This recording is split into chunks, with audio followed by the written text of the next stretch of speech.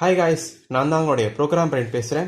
இன்னைக்கு நம்ம டயோடோட current equation எப்படி வந்துட்டு ஃபார்ம் பண்ணுறது, எப்படி நம்ம வந்துட்டு பண்ணுறது அப்படிங்கிறத பற்றி பார்க்க போகிறோம். ரொம்ப சிம்பிளான கான்செப்ட் தான். இது வந்து ரெண்டு டைப் இருக்குது. ஒன்று வந்துட்டு ஃபார்வர்ட் பைஸ்க்கான ஒரு கரண்ட் ஈக்குவேஷன் இருக்குது, இன்னும் ரிவர்ஸ் பைஸ்க்கான கரண்ட் ஈக்குவேஷன் இருக்குது. இந்த வீடியோ நம்ம ஒன்லி ஃபார்வர்ட் பைஸ் மட்டும் வந்து பார்க்க போகிறோம் நம்ம. ஓகேவா? ஸோ கரண்ட் ஈக்குவேஷன் இதை நமக்கு கொடுத்துருப்பாங்க. இது டெரிவேஷன் போட்டு கண்டுபிடிப்பாங்க. டேரெக்டாக எழுதிட்டேன் நான். இது நம்ம ஃபார்மில் நிறைய ப்ராப்ளம்ஸ் போடும்போது யூஸ் பண்ணிக்கலாம். டேரெக்டாக எழுதிட்டேன் நான். ஓகேங்களா? I equal to I naught e power into e power v by eta into vt minus 1ங்கிறது அது ஃபார்முலா. ஓகேங்களா? இதில் இருக்கிற ஒவ்வொரு டேர்மோட எக்ஸ்ப்ளனேஷன் கீழே எழுதிருக்கேன் நான். இதான் எக்ஸ்ப்ளனேஷன். ஓகேங்களா? இப்போ நல்லா பார்த்துக்கிட்டிங்கன்னா இதில் ஐ எழுதிருக்கு இல்லையா, ஐயோட மீனிங் என்னது அப்படின்னா, ஒரு டயோட வந்துட்டு நீங்கள் ஃபார்வர்ட் பேஸ்லி கனெக்ட் பண்ணியிருக்கலாம், ரிவர்ஸ் பேஸ்லி கனெக்ட் பண்ணியிருக்கலாம் இல்லையா. அப்போ அதில் கரண்ட் ஃப்ளோ ஆகும். அந்த கரண்ட் ஐன்னு சொல்லுவாங்க. ரைட்டா? இந்த ஈக்குவேஷன் இப்போதைக்கு ஃபார்வர்ட் பைஸ்லாம் சொல்கிறோம் இல்லையா. அப்போ இந்த கரண்ட் எதுக்காக சொந்தம் அப்படின்னா ஃபார்வர்ட் பைஸ் மட்டும் தான் நம்ம எடுத்துக்கணும் நம்ம. ஓகே. அண்ட் இந்த ஐ நாட் இருக்கு இல்லையா, இந்த ஐ நாட் என்னது அப்படின்னா ரிவர்ஸ் சேச்சுரேஷன் கரண்ட். நீங்கள் அந்த டயோட வந்துட்டு ரிவர்ஸ் பைஸில் கனெக்ட் பண்ணும்போது ஒரு ரிவர்ஸ் பைஸில் ஒரு சேச்சுரேஷன் கரண்ட் நமக்கு கிடைக்கும். நம்ம அதில் ஒரு ஒரு மைக்ரோ ஆம்பில் நமக்கு கிடைக்கும் நமக்கு. அந்தபடி தான் ஐ நாட் நம்ம போட்டிருக்கேன். E power exponential into V by eta into VT. அதுக்கு என்ன மீனிங் எழுதிருக்கேன் பாருங்க. இந்த வீக் என்ன மீனிங் அப்படின்னா, அந்த டயோடுக்கு ஃபார்வர்ட் பைஸோ ரிவர்ஸ் பைஸோ ஏதோ ஒரு எக்ஸ்ட்ரா வோல்டேஜ் நீ கொடுப்பீங்க இல்லையா, அந்த தான் இந்த வி. எவ்வளோ வோல்டேஜ் கொடுக்குறீங்களோ அந்த வீன்றீங்க இங்கே போகணும் நீங்கள். ஓகேவா? இப்போ என்ன போட்டிருக்கேன்னா ப்ளஸில் போட்டிருக்கேன், ப்ளஸ் வீன் போட்டிருக்கேன். ப்ளஸில் நீங்கள் போட்டிங்கன்னா அது இந்த வோல்டேஜ் எப்படி இண்டிகேட் பண்ணுறேன்னா ஃபார்வர்ட் பைஸில் கனெக்ட் பண்ணிருக்கீங்க டயோட அப்படிங்கிறது கணக்கு. இதே இந்த இடத்துல நீங்கள் மைனஸ் போட்டிங்க அப்படின்னா ரிவர்ஸ் பைஸில் பண்ண போகிறீங்கன்றது ஒரு கணக்கு. அந்த மாதிரி நம்ம டெவலப் பண்ணுவோம் போக போக. ஓகேவா? இப்போதைக்கு ஃபார்வர்ட் பைஸ் மட்டும் தான் பண்ணுறதுனால நான் அதை ப்ளஸ் மட்டும் போட்டிருக்கேன். ரிவர்ஸ் பைஸ் பண்ணும்போது அங்கே மைனஸ் போடுவோம் நம்ம. அதுன்றதை பார்க்கலாம். அடுத்து ஈட்டா அப்படிங்கிறது என்னன்னா குவாலிட்டி ஃபேக்டர். ரைட்டா? அது ஜெர்மானியமுக்கும் சிலிக்கானுக்கு ஒரு கான்ஸ்டன்ட் வேல்யூ கொடுத்துட்டாங்க. ஜெர்மானியமுக்கு இந்த இடத்துல நீங்கள் 1 போடணும், அது ஈட்டான்ற இடத்துல. இது சிலிக்கானா இருக்குன்னா குவாலிட்டி ஃபேக்டர் அப்படிங்கிற 2, அதாவது இந்த ஈட்டான்றதுல 2 போடணும் நீங்கள். அவ்வளோதான். ரைட்டா? அடுத்து வந்துட்டு வீட்டின்னு இருக்கு. வீட்டின்னு என்னது அப்படின்னா வோல்ட் ஈக்குவலண்ட் ஆஃப் டெம்பரேச்சர். ரைட்டா? வோல்ட் ஈக்குவலண்ட் ஆஃப் டெம்பரேச்சர் அப்படின்னு என்னதுன்னா, ஒரு டயோட நீங்கள் வந்துட்டு இப்போது கனெக்ட் பண்ணுறீங்க, ஒரு சப்ளை கொடுக்குறீங்க. சப்ளை கொடுக்கும்போது இந்த என் டைப்லேருந்து எலக்ட்ரான் வந்துட்டு பி டைப்புக்கு போகும். அது பி டைப்லேருந்து ஹோல் வந்துட்டு என் டைப் போகும். அப்போ ஜங்ஷனை கிராஸ் பண்ணி தானே போகுது. அப்போ ஜங்ஷனை கிராஸ் பண்ணி போகும்போது ஜங்ஷனில் ஒரு டெம்பரேச்சர் உருவாகும். அந்த டெம்பரேச்சருக்கு தானே வோல்ட் வருது. அந்த வோல்ட் தான் வீட்டின்னு சொல்லுவாங்க. அதுக்கான ஃபார்முலா இருக்குது, அதை பார்க்கலாம். ஓகே. ஸோ இப்போ இது வரைக்கும் புரிஞ்சிருச்சு இல்லையா? இந்த ஃபார்முலா கூடிய ஒவ்வொரு டேர்முக்கும் எக்ஸ்பிளனேஷன் கொடுத்துருக்கேன், வேற ஒன்றும் பண்ணல. ஓகேங்களா? இப்போ அதுக்கான இப்போ இந்த விடிக்கு ஒரு கான்செப்ட் இருக்குது. என்னன்னா, விடிக்கு ஒரு ஃபார்முலா எழுதியிருக்கேன். VD equal to KD by Q அப்படின்றது ஃபார்முலா. என்னது அப்படின்னா, கே அப்படிங்கிறது போல்ட்ஸ்மேன் கான்ஸ்டன்ட் சொல்லுவாங்க. அது வந்துட்டு 1.38 into 10 power minus 23 joule per கெல்வின்னு சொல்கிறது அதுக்கு வேல்யூ. அதுக்கு கேன்றதுக்கு இந்த டீங்கிறது என்னது அப்படின்னா, அந்த டயோடைய ஜங்ஷனில் ஒரு டெம்பரேச்சர் வந்திருக்கும் இல்லையா, temperature of diode in junction. Diode temperature வந்திருக்கும். அந்த டெம்பரேச்சர் தான் நீங்கள் டீங்கிறது வணிகத்தில் போடுவீங்க. ஓகேவா? அது நீங்கள் எப்படி எக்ஸ்பிரஸ் பண்ணோம் அப்படின்னா கெல்வின் எக்ஸ்பிரஸ் பண்ணோம், kelvin. Okay.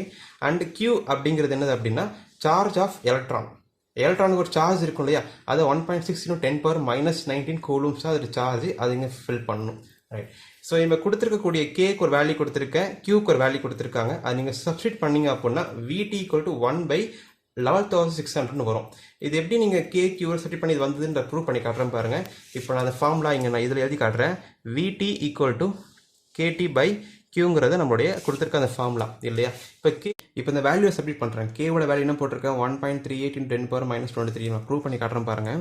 1.38 × 10 power minus 23 into D அப்படிங்கிறது மாறும். ஏன்னா ஜங்ஷன் டெம்பரேச்சர் எவ்வளோ வோல்டேஜ் கொடுக்குறீங்களோ அதுக்கேற்ற மாதிரி டெம்பரேச்சர் ஜங்ஷனில் மாறும். அப்போ நான் வெறுமனே டி மட்டும் போட்டுக்கிறேன். ஓகேவா? டிவைடட் பை அடுத்து என்ன இருக்குன்னா கியூ இருக்குது. கியூக்கு என்ன கான்ஸ்டன்ட் கொடுத்துருக்கீங்கன்னா 1.6 × 10 power minus 19 charge of electron. அது மாற போகிறதுல அது கான்ஸ்டன்ட், அது எழுதிக்கோங்க. என்ன வந்தது 1.6 இன்டூ 10 பவர் மைனஸ் 19ங்கிறத அதோடைய சார்ஜ் மாற போகிறதுல. இப்போ என்ன பண்ணுறேன்னா, இந்த டி தெரியாது நமக்கு, இது தெரியுது கான்ஸ்டன்ட் இருக்குது. இப்போ நீங்கள் சால்வ் பண்ணிங்க அப்படின்னா எப்படி சால்வ் பண்ணணும்னா, இந்த மேலே இருக்கிற நம்பர் இருக்கு இல்லையா, மேலே இருக்கிற நம்பரை கீழே கொண்டு வரணும். அப்போ கொண்டு வந்துட்டு என்ன தெரியுமா இருக்கும், ஒரு டி கொண்டு வந்த டி மட்டும்தான் இருக்கும். t divided by 1.6 into 10 power minus 19. இதை கீழே கொண்டு வந்துட்டீங்கன்னு மீன்ஸ் என்ன அர்த்தம் அப்படின்னா 1 divided by 1.38 in 10 power 23 இருக்கும். அதாவது நீங்கள் இந்த மேலே கொண்டு கீழே கொண்டு வந்துட்டீங்க அப்படின்னா இந்த மாதிரி இன்வெஸ்ட் பண்ணதை கீழே கொண்டு வரணும். அப்போ இன்வெஸ்ட் பண்ணிட்டீங்க அப்படின்னா -20ங்கிறது கீழே இருந்து +23 ஆயிடுது. இப்போ இதை நீங்கள் சால்வ் பண்ணிங்க அப்படின்னா உங்களுக்கு என்ன ஆன்சர் தரமா வரும்? நீங்கள் மட்டும் இது உட்காந்து நீங்கள் 1ஆல் 1.3 டிவைட் பண்ணிட்டீங்க அப்படின்னா வரக்கூடிய ஆன்சர் வந்துட்டு 1.6 × 10⁻−19 இன்ட்டு 0.72 × 10⁻23 வரும். சரி 23 நான் டேட் பண்ணி பாருங்கள். 1 / 1.38 போட்டிங்கன்னா உங்களுக்கு ஆன்சர் தான் வரும் உங்களுக்கு. ரைட்டா 10/23 அப்படியே எழுதிட்டேன் நான். ஓகேவா? இப்போ இதையும் மல்டிப்ளை பண்ணிங்க அப்படின்னா t × 1.159 × 10⁻4 வருது. ஆனால் -23 இருக்குல்லையா, மைனஸ் பண்ணால் 10⁻4 வரும். இதில் மல்டிப்ளை பண்ணால் அந்த ஆன்சர் உங்களுக்கு வரும். ஓகேவா? ரைட். இப்போ இந்த 10⁻4 அப்படிங்கிறது நான் வந்துட்டு உள்ளே கொண்டு போயிடும். அப்போ எப்படி இருக்கும் பார்க்க அப்படின்னா 1/d/11590. ஓகேவா? இதை ரவுண்டாக என்ன சொல்கிறாங்க அப்படின்னா இதை வந்துட்டு t/59 அப்படிங்கிறத 60 ஆக்கிக்கிறாங்க. 11600. அதாவது செய்கிறதுக்கு கொஞ்சம் சால்வ் பண்ண சம் ஈஸியாக இருக்குன்றதுனால இது மல்டிப்ளை பண்ண உங்களுக்கு ஆன்சர் தான் வரும் உங்களுக்கு. அதை 10⁻4 வந்துருக்கு உங்களுக்கு. 10⁻4 கொண்டு போய்ட்டு ஆன்சர் இருக்குது. இதை என்ன பண்ணிக்கலாம், இந்த மாதிரி மாற்றிக்கிறேன் நான். இப்போ 6000 அப்படின்னு மாற்றிக்கிறேன், 12600 மாற்றிக்க. அப்போ ஈஸியாக இருக்குன்றதுனால தான், வேற ஒன்றும் இல்லை. அப்போது இதுதான் வந்துட்டு VT-யோடைய ஆன்சர். விஷயம் புரிஞ்சிருச்சா? அப்போ இந்த ஆன்சர் தான் நீங்கள் வந்திருக்கு. VT = t/11600 கொண்டு வந்துட்டேன்னா இதான் கான்செப்ட். எப்படி சால்வ் பண்ண தெரியுது இல்லையா? ஸோ அப்படி கொண்டு வந்தது தான் VT = t/11600. ஓகேங்களா? இப்போ அந்த VT = t/11600 கண்டுபிடிச்சிட்டிங்க இல்லையா? அப்போ VTன்ற இடத்துல t/11600 சப்ஸ்டிட் பண்ணால் பார்க்கறது உங்களுக்கு இந்த மாதிரி இருக்கும். இந்த ஈக்குவேஷன் தான். இந்த ஈக்குவேஷனை VTன்ற இந்த இடத்துல நான் வந்துட்டு சப்ஸ்டிட் பண்ணிடுறேன். இந்த மாதிரி சப்ஸ்டிட் பண்ணிட்டேன். ரைட்டா? அப்போ ஒரு ஈக்குவேஷன் இந்த ஈக்குவேஷன் நமக்கு இப்போ இந்த ஈக்குவேஷன் ஆயிடுச்சு நம்ம பார்க்கறதுக்கு. புரிதலையா? ரைட். இப்போ இவ்வளோ தான் சம்ஸ் வந்து ஃபார்வர்ட் பேஸில் முடிச்சிட்டோம். இதுதான் ஈக்குவேஷன், வேறு ஒன்றுமே கிடையாது.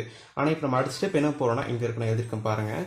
அடுத்து என்ன பார்க்க போகிறோம்னா ரூம் டெம்பரேச்சரில் பார்க்க போகிறோம். ஏன்னா இந்த ஃபார்முலாவில் பார்த்துக்கிட்டிங்கன்னா இந்த T அப்படிங்கிறது நம்மளால் மாற்ற முடியும். ஒரு டயோட வந்து ரூம் டெம்பரேச்சர் எந்த மாதிரியான கரண்ட் கொடுக்கும் அப்படிங்கிறது இதை வச்சு கண்டுபிடிச்சிடலாம் நம்ம. நல்லா பார்த்தீங்கன்னா இப்போ உதாரணத்துக்கு நான் ரூம் எக்ஸாம்பிள்ஸ், ஓகேங்களா? எக்ஸாம்பிள்ஸ்க்கு வந்துட்டு ஒரு 29°C இருக்குன்னு வச்சுக்கலாமா? 29°C என்ன பண்ணுவீங்க, கெல்வினா நீங்கள் மாற்றிக்கணும். என்ன ரீதியாக சொல்லிட்டாங்க, டெம்பரேச்சர் டயோட் ஜங்ஷன் எப்படி நீங்கள் கெல்வியில் தான் நீங்கள் பார்க்கணும்னு சொல்லிட்டாங்க. அப்போ 29°C ரூம் டெம்பரேச்சர் செல்சியஸில் பார்க்குறீங்க அப்படின்னா கெல்வியில் பார்க்கும்போது 300 கெல்வினாக இருக்கும். ஓகேங்களா? கெல்வினில் பார்க்கும் 300 கெல்வினாக இருக்கும். இப்போ T = 300 கெல்வின் தானே. அப்போ அந்த 300 கெல்வினை வந்துட்டு இந்த Tயில் சப்ஸ்டிட் பண்ணுறேன். அப்போ பார்க்கறதுக்கு இந்த மாதிரி இருக்கும். இந்த ஈக்குவேஷன் தான் எழுதிருக்கேன். திரும்ப நான் தெரியுதா? இந்த Tன்ற இடத்துல வெறும் 300 மட்டும் போட்டிருக்கேன். அப்போ இதை நீங்கள் 300 / 11600 நீங்கள் டிவைட் பண்ணீங்க அப்படின்னா வரக்கூடிய ஆன்சர் 0.025 வரும். வந்துருச்சா? ரைட். இப்போ திரும்ப என்ன பண்ணுறேன், இந்த நம்பர் கீழே இருக்கிறதுனால இந்த நம்பர் மேலே கொண்டு போகிறதுக்கு இந்த நம்பர் திரும்ப டிவைட் பண்ணுறேன். எப்படி டிவைட் பண்ணுறேன் அப்படின்னா 1 டிவைட் பண்ணுறது தான் 1 / இந்த நம்பர் 0.025 அப்படி போட்டால் 40 வருதா? இந்த நம்பரை மேலே கொண்டு போகிறதுக்கு அதை இன்வெஸ்ட் பண்ணிக்கிறேன் நான், வேற ஒன்றும் பண்ணல. 1 / இந்த நம்பர் போடும்போது நமக்கு 40 வந்திருக்கு. அதை எழுதியிருக்கேன் நான்.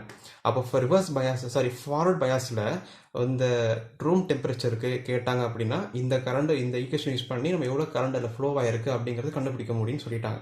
விஷயம் புரியுதா? ரொம்ப simple.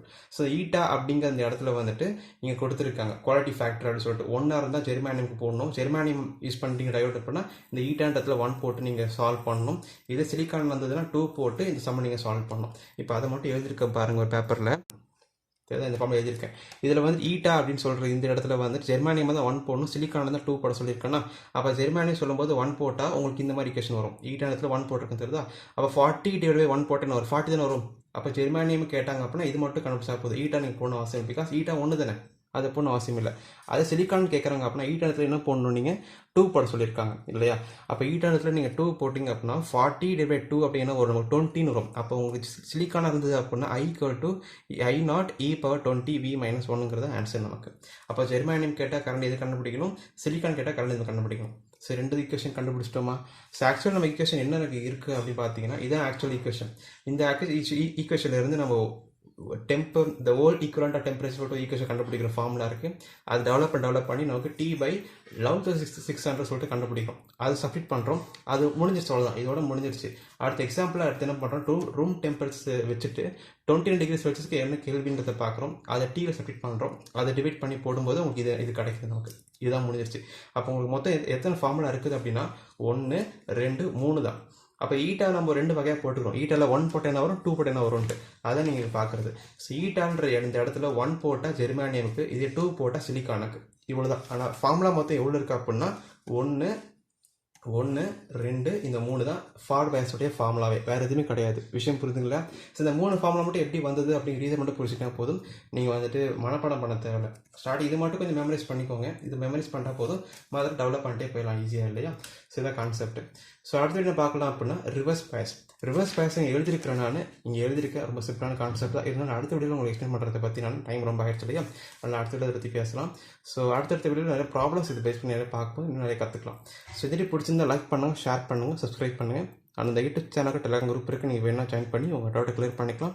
And we from program brain and have a nice day. Bye.